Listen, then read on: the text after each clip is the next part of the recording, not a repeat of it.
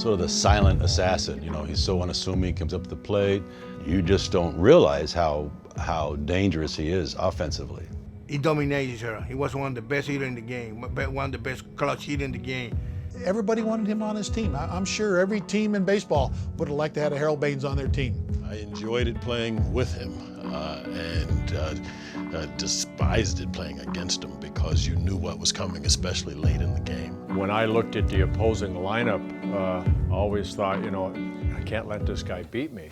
Deep into center field, Manning going back, he's out of here! A home run for Harold Baines. The Sox win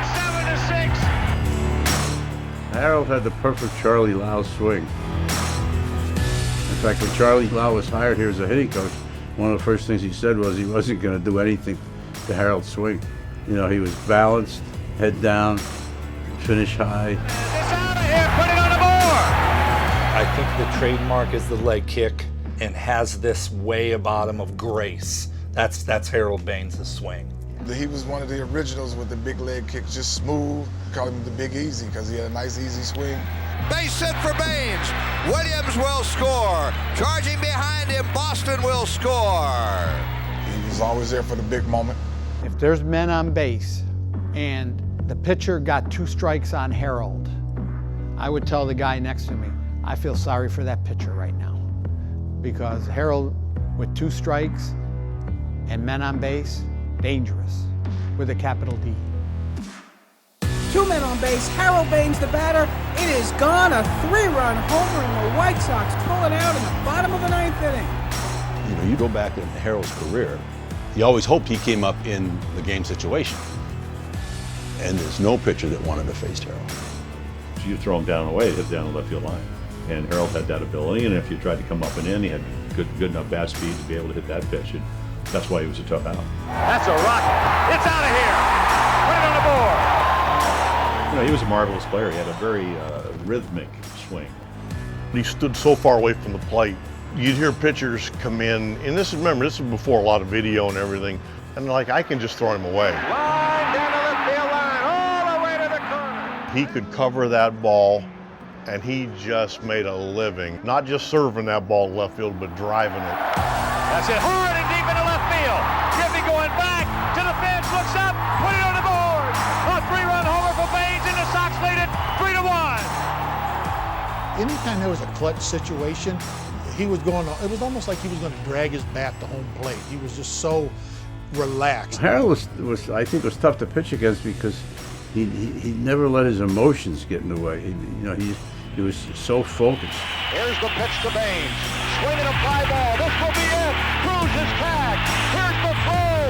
Not in time. Stop clear. The White Sox have won the 1983 American League Western Division title. Never got too high, never got too low. There was no moment too big for him because nothing changed. Home run with bases loaded, strikeout with bases loaded.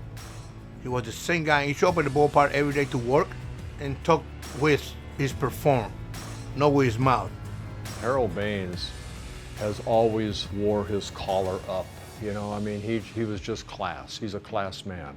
Outfielder, Harold Baines.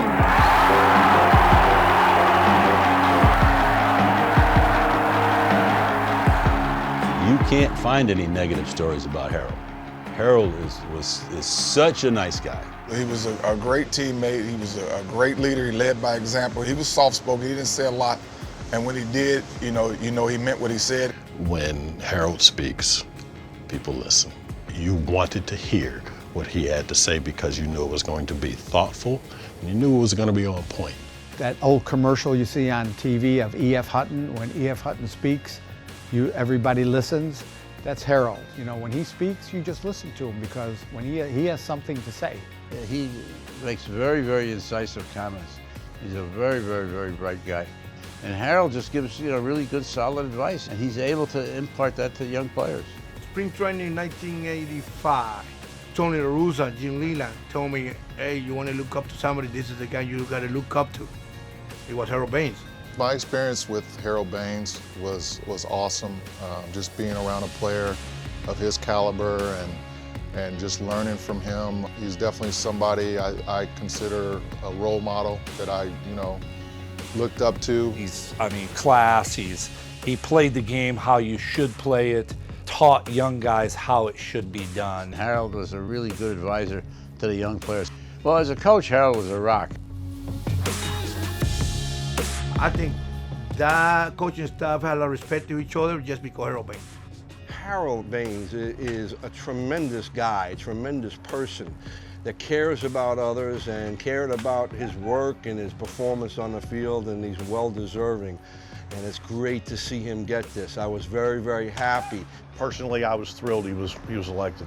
When good things happen to good people, it's hard not to be happy. I was on a Veterans Committee that helped get him into the Hall of Fame.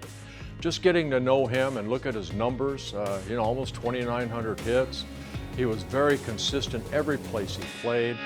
Look out, this game is tied, and it hits the facing of the roof.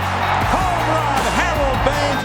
Harold Baines has hit a home run to break the tie. Hey, look up, you can put it on the board. Yeah! There was no flash about Harold Baines. He just did his job, showed up just like a guy going 9 to 5 with his bib overalls on and his tool belt. He went there to work, he went there to win. Honestly, for 22 years, he handled himself as good as any professional baseball player ever. He's well loved and he respected, and he played the game the right way. He played hard. And underappreciated as a player. People forget, long before he was a designated hitter, Harold was a really good right fielder and had a good arm. Harold was very good at his position until he got hurt. Good enough that we played him in center field sometimes. He had good enough speed. He got good breaks going to the ball. He had a very strong and accurate arm. They had a cannon. It was the laser beam from right, and he would get great jumps on the ball as well. I got to play some center while he was in right field, and he was a Gold Glove type defender as well. There was a part of him that really kind of missed the outfield because he enjoyed playing both sides of the game, but he needed to come in and DH because of his knees. What an afternoon by Baines, and he's playing on one leg. He had a number of surgeries while he was here, and he did a lot of work. We did a lot of work on keeping his quad strong after he had his surgeries. He handled it the best he could. He prepared for every game, played every game 100%. No excuses, never had an excuse. I think to me, it's harder to prepare to be DH than to play in a position, any field. Why? Because I see it. I see it. How many great DHs come out of baseball? 3, 4? Why? Because it's not easy. It's definitely not easy, and to be able to get up and not run out on the field every day and still be able to hit and put up numbers like he did says a lot about how he prepared himself to play every day. When I was traded here, I asked Harold about being a DH, and the advice he gave was moving and trying to just be into the game. And a breaking ball hit deep to right field. Harold Baines has hit a home run to break the tie for the Yankees. Don't sit around too long on the bench. That was a great piece of advice for me. Some people poo-poo the DH, but some guys can view it like it's a lot of pinch hitting and they get a lot of 0-for-1s. I mean, the guys that were really good at it, they're Hall of Famers, and they should be Hall of Famers. You celebrate the game's best and brightest players. And it was a privilege to know that you were in the presence of greatness. I feel very privileged and very thankful and very proud to be one of his friends. Kind of looked at Harold as kind of a little brother, or maybe a son. And seeing Harold achieve what he's achieved has really brought tremendous joy to me. It's that feeling that you get through your system when you're happy for somebody, that is very close to you. Harold, welcome to the Hall of Fame. We're so happy to have you, well deserved. You're one class man. Congrats, Harold. So proud of you. We've been teammates. Now we're teammates in the Hall of Fame, and so deserving. I love you. And let me tell you, Bainesy, there's nobody that deserves this honor more than you, and congratulations from me. Harold, I just want to congratulate you on a really, really well-deserved honor. You paid your dues. You were a great player in the big leagues for a long, long time, You're a Hall of Fame player and you're a Hall of Fame person. Congratulations on not just being elected to the Hall of Fame, but on the person you are and the way you've carried yourself. Harold, man, I'm proud to be called a friend of yours. I'm proud to know you. I'm proud our paths crossed and we became friends, you know, and I'm so happy for you, and so is everybody. Congratulations to you. Well deserved, making it into the Hall of Fame. Harold, so happy for you and your family. The Hall of Fame's calling, brother. Answer that phone. Mr. Fabulous goes in the Hall of Fame. Congratulations, Harold. You finally made it to the Hall of Fame. Job well done. You deserve to be there, my friend. Enjoy the moment, and congratulations, and welcome to the Hall of Fame. HB, I love you like a brother. You know that. We've been together a long time.